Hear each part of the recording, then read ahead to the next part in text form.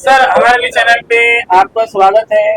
और बिल्किन जो यहाँ पर जिला परिषद के और पंचायत समिति के जो इलेक्शन होने जा रहे हैं 7 फरवरी के रोज, तो सर आप भी एक तरुण है, तो तरुणों के लिए यहाँ कैसा काम करेंगे और यहाँ कौन सी मोटी समस्या है जो आप जीत के आते हैं तो सबसे पहले उसका निवारण करें।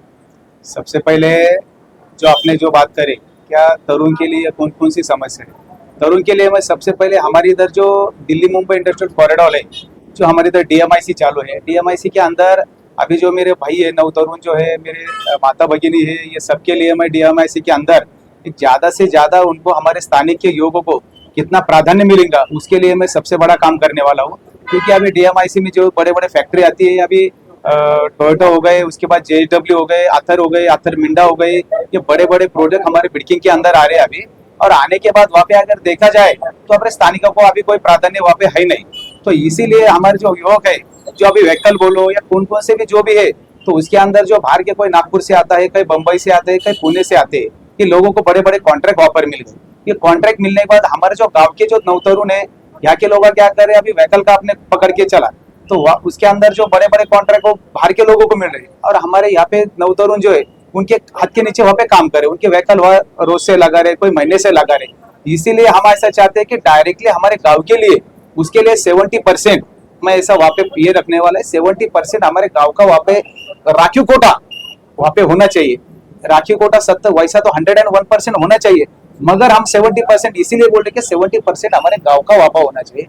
क्योंकि वहाँ पे सब नवतरुण बोलो जो जो हमारे गांव के, और उसके अंदर काम हमारा होना चाहिए, जो कॉन्ट्रैक्ट बोलो या काम के लिए बोलो, जब जो कुछ कंपनी की समस्या वहाँ पे होने। और 30% जो मैं बाहर के लिए बोल रहा, अगर एजुकेशन हमारे गांव का है नहीं, अगर उसको बाहर का लेना पड़ा तो 30% उनका लीजिएगा। वैसा तो 100% हमारा होना, मगर जो हमारे इसमें नहीं है तो 30% बाहर का रखिए और 70% हमारे गांव का। इसीलिए नवतरुण के लिए बड़ा से बड़ा काम वहाँ करने वाला। बरं सर, जे आपण जिल्हा परिषदचे जिल्पीचे उमेदवार आहे आणि जिल्हा परिषदेच्या शाळा पण आहे आपले बिडकीनमध्ये, त्याची पण मोठी समस्या असते, त्याच्यावर कसं काम करतात? आमच्याकडे जिल्हा परिषद शाळा असेल किंवा गावागावाच्या ज्या शाळा असेल, याच्यासाठी आम्ही ह्या ठिकाणचे बिडकीन असेल किंवा आसपासच्या परिसरातल्या जेवढ्या काही स्कूल असेल, शाळा असेल, त्या ठिकाणी मी प्रत्येक कंपनी आमच्याकडे येणार आहेत। कारण की शासनाच्या माध्यमातून म्हणता येईल तो जो जो निधी त्या ठिकाणी आपल्याला आणता येईल, जे काम शाळेचं करता येईल ते त्या ठिकाणी करणार। आणि दुसरी गोष्ट, ज्या कंपन्या आहे, कंपन्याचा सीएसआर फंड जो असतो, सीएसआर फंड मधून त्या ठिकाणी आपण आपल्या शाळेसाठी आपल्याला एक एक शाळा ह्या कंपनीला आपण दत्तक देण्याचं काम त्या ठिकाणी करू। आणि त्या शाळेला पूर्ण रिव्हॅल्यू म्हणजे आपण पूर्ण त्या ठिकाणी शाळा नवीन खोल्या असेल, त्या ठिकाणी बसण्यासाठी मुलांना बेंच असतील, त्या ठिकाणी प्रयोगशाळा असेल, त्या ठिकाणी लॅपटॉप लायब्ररी हे जे असेल, आपण कंपनीकडनं त्या ठिकाणी आपण सीएसआर फंडामधून या सगळ्या आपण शाळेला चांगल्या प्रकारच्या चांगल्या दर्जेदार शाळा या ठिकाणी देऊ आणि आपल्या विद्यार्थ्यांना चांगलं शिक्षण या ठिकाणी देता येईल त्या ठिकाणी आपण प्रयत्न करू। सर जनतेला चांगलं पाणी मिळावं आणि जे कचरा निकासी आहे त्याच्यावर कसं काम करतात? हे बघा, आम्ही 2017 ते 22 मध्ये बिडकिंग ग्रामपंचायतची माझी मिसेस या ठिकाणी सरपंच होत्या। त्यावेळेस सरपंच असताना आम्ही 18.5 कोटीची योजना, ती पाणी पुरवठा योजना आम्ही बिडकिंग गावामध्ये आणली। आणि बिडकिंग गावामध्ये आणल्याच्या नंतर ज्या ज्या भागात पाणी गेलेलं नव्हतं, आमच्या जुन्या गावात पाणी होतं, काही नवीन वसाहतीमध्ये आमच्या पाणी गेलेलं नव्हतं, त्या ठिकाणी आम्ही पाईपलाईन टाकून आम्ही पाणी त्या ठिकाणी पोहोचवलेलं आहे। आणि याच्यानंतर आता काय होणार आहे, बिडकिंग डीएमआयसी मुळे गाव झपाट्याने लोकसंख्या वाढत चाललेली आहे। वाढत चालल्यामुळे हे पाणी सुद्धा अपुरं काही दिवसांनी पडणार आहे।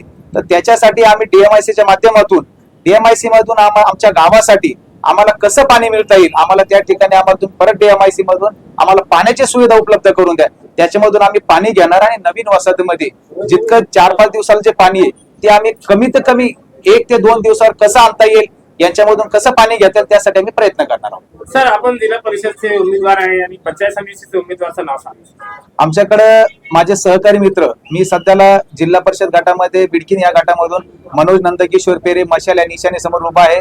पंचायत समितीमध्ये माझे सहकारी सय्यद फिरोज भाई हे सुद्धा मशाल या निशाणे समोर बिडकिन पंचायत समिती उभा आहे। निलजगाव पंचायत समितीमधून किताताई कोटलेकर या सुद्धा मशाल निशाणे समोर उभा आहे। आम्हाला, मी सर्व जनतेला, सर्व मतदार बंधू भगिनीला विनंती करतो की येत्या 7 तारखेला मशाल या निशाणी समोर बटन दाबून आम्हा तिघांना पण प्रचंड बहुमताने विजय करावा व आपली सेवा करण्याची संधी द्यावी, हेच आजच्या प्रसंगी मी आपल्याला विनंती करतो। आपलं पूर्ण नाव सांगा। मनोज नंदकिशोर पेरे, जिल्हा परिषद बिडकिन गट। बटन नंबर सांगा। बटन नंबर शायद। नमस्कार, मी मनोज नंदकिशोर पेरे, बिडकिन गटातून जिल्हा परिषदसाठी उभा आहे. माझ्यासोबत बिडकीन पंचायत समितीमधून सय्यद फिरोजभाई आहे. निलजगाव पंचायत समितीमधून सौ गीताताई कोटलेकर आहे.